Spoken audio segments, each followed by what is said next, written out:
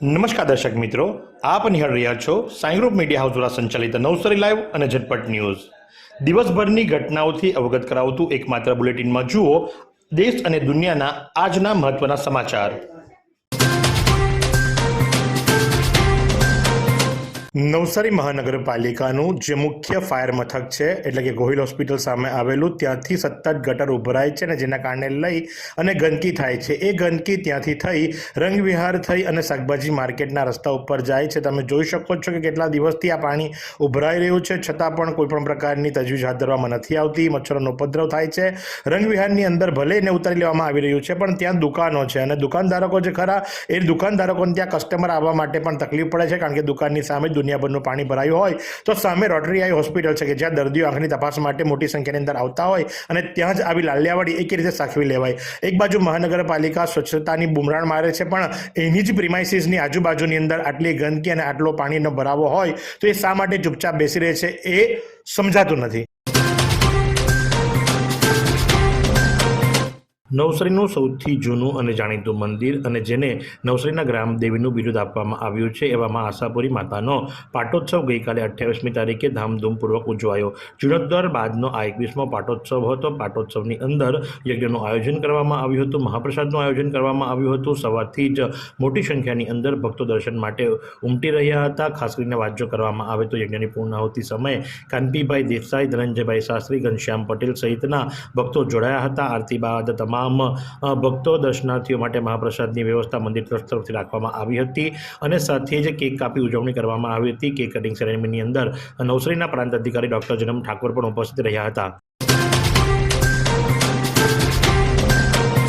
ચીખલી પેટા વિભાગના માર્ગોમાં ઝડપી કામગીરી। વાહન વ્યવહારની સરળતાને ધ્યાનમાં રાખીને માર્ગોમાંથી ઝાડ અને ઘાસ દૂર કરવાની કામગીરી શરૂ કરવામાં આવી।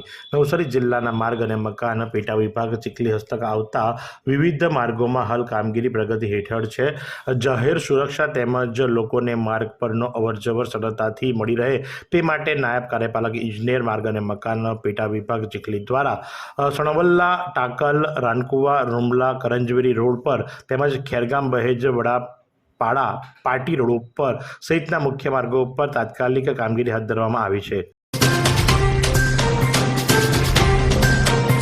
ગણદેવી પ્રાથમિક કન્યા શાળામાં વિનામૂલ્યે નોટબુકનું વિતરણ કરાયું। સુરતના સદગુરુ દાતાઓ અને વલોટીના શ્રી સ્વામિનારાયણ હાઈસ્કૂલના સંયુક્ત ઉપક્રમે ગણદેવીની પ્રાથમિક કન્યા શાળાના વિદ્યાર્થીઓને વિનામૂલ્યે નોટબુક તેમજ અન્ય સ્ટેશનરીનો વિતરણનો એક કાર્યક્રમ સ્વામી શ્રી હરિસેવક દાસજીના મુખ્ય મહેમાન પદે તેમજ સુરતના જાણીતા સેવાભાવી ચાર્ટર્ડ એકાઉન્ટર શૈલેષભાઈ પંચોલીના મુખ્ય અતિથિ પદે યોજવામાં આવ્યો હતો। આ પ્રસંગે ખાસ ઉપસ્થિત પરેશ અધ્વર્યુ અને મૌલિક નાયકે દાતાઓની સેવા ભાવનાને બિરદાવી હતી તેમજ સ્વામી શ્રી હરિસેવક દાસજી આદિવાસીઓ તરફના વલણને મુક્ત કંઠે પ્રશંસા કરી હતી।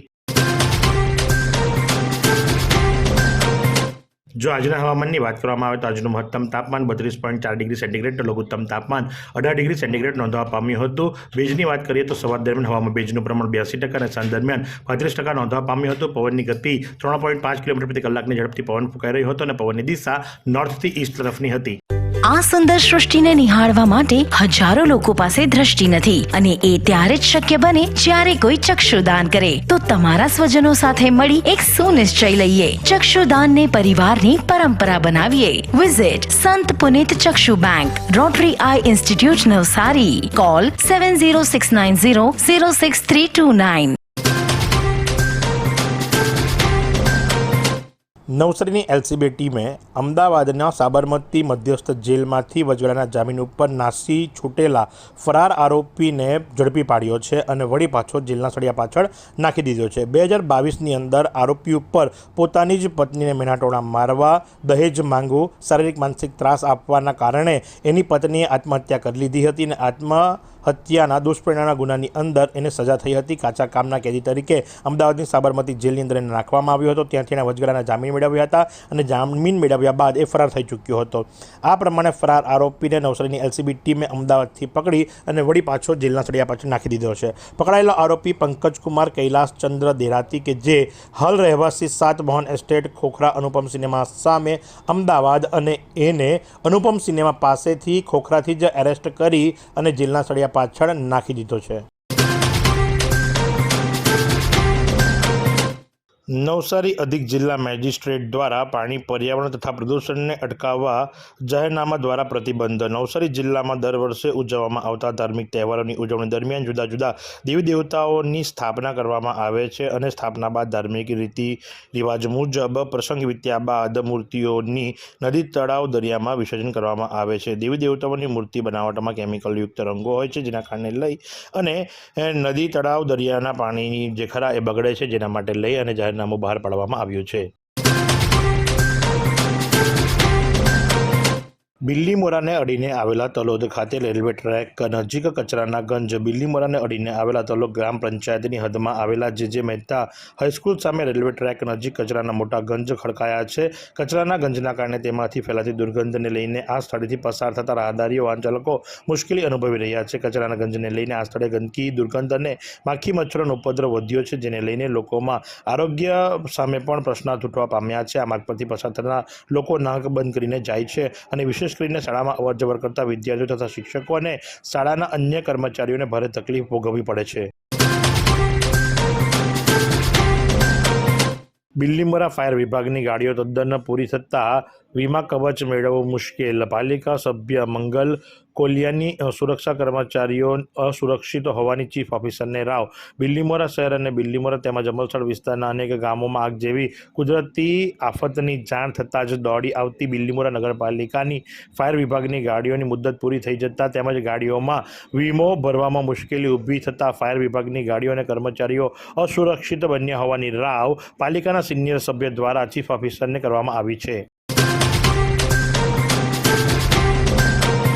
નવસારી બસ સ્પોટ ઉપર ગંદકી કરનાર 25 મુસાફરો દંડાયા. હાલમાં ગુજરાત એસટી તંત્રનું સૌથી વિશાળ અને અદ્યતન સુવિધાઓવાળું બસ સ્પોટમાં ગંદકી કરનાર સામે તંત્રએ લાલ આંખ કરતા મુસાફરોમાં ફફડાટ જોવા મળ્યો છે. નવસારી બસ સ્પોટનું ઉદ્ઘાટન 25/11/2025ના રોજ મુખ્યમંત્રી ભૂપેન્દ્ર પટેલ દ્વારા કરવામાં આવ્યું. આ બસ સ્પોટ ઉપર રોજ 20,000થી વધુ મુસાફરો અવરજવર કરે છે. આ બસ સ્પોટની સ્વચ્છતા જળવાય તે બાબતે મુસાફરો પણ કાળજી રાખવી ખૂબ જરૂરી છે, પરંતુ કેટલાક મુસાફરો પોતાની ફરજ બજાવવામાં નિષ્ફળ રહે છે. આ બસ સ્પોટ પર 25/11/2025ના રોજ ખુલ્લો મુકાયા બાદ 4 દિવસમાં ધૂમ્રપાન, ગંદકી करनार 25 मुसाफरों ने दंडात्मक कार्यवाही કરવામાં આવી છે. फालूदा मिक्स की इतनी सारी वैरायटीज रिफ्रेश के पास है. अगर आपको भी चाहिए रिफ्रेश के फालूदा मिक्स की इतनी सारी वैरायटीज, तो फिर सर्च करो, क्लिक करो, लाइफ को रिफ्रेश करो.